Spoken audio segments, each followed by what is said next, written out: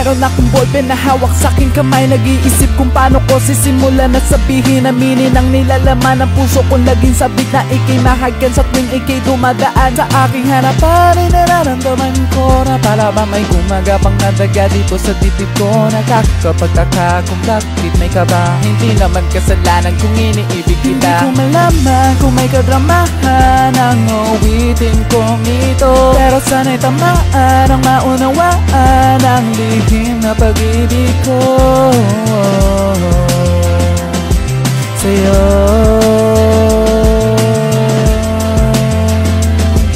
Ay dets na dets ako.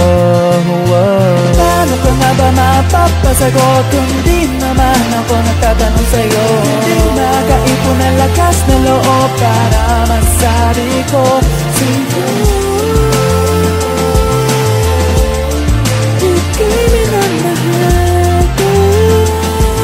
Naghihintay lamang ako ng tamang pagkakataon para naman matanong kita ng harap ako. Pwede ako maligaw dahil malinong di ko bibitawan. Ang puso may aalagaan. Pasensya na ko nga kang bililisan na yung kulaman naman na maunahan pa ko ng kaba na tumataga sa aking puso at nananakit. Kahit pa nakapikit ang aking mga mata, lagi nakikita ka. Ito na ang una kong tanong sa'yo. Gala ka ba? Dahil maski sa aking panaginip ay napadpad ka. Sa aking pagtulog, lagi kang kapiling hanggang sa ako'y gumising. Nagigets mo ba ako? Ito na ang aking pinupunto. Lagi ka laman ng pag-iisip. Ikalawang tanong, maniniwala ka kaya o ika'y magtatawa?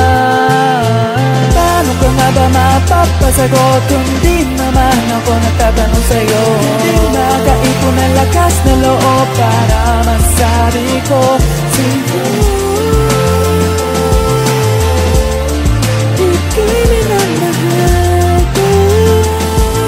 Naghihintay lamang ako ng tamang pagkakataon.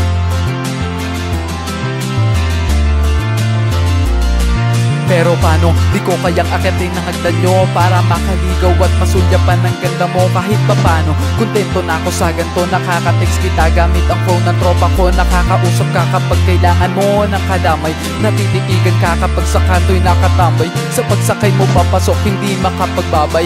Pero ayos lang, may emoji namang kumakaway na ite-text ko. Ang tanong, bakit ako nakukontento sa ganito? Ang sagot ko ay di yun mismo ang kwento. Kasi wala akong pera, kahit sa sarili ko wala akong mabili. Kahit panyulan sa bangketa, paano ka mabibila ng rosas na iyong kasing ganda? Diamante na kasing tinangnang iyong mga mata. Pero kahit na ganon, sana napabilib kita. Dinaan ko sa pag-awit ang simpleng pag-i-explika. Pangako ko na i-date kita. Ngayong ako'y nakatapos, ang una kong regalo sa'yo'y maganda na sapatos. Ang aking ibibigay, ang pag-ibig ko na ipon sa loob ng ilang taon ng aking pagtatago. Pasensya na kasi inuna kong ayusin ang sarili ko bago ako makipagpuso-pusuan sa iyo. Dahil gusto kong maayos ang lagay mo sa'kin. Pakinigin na kita dyan sa magulang mo.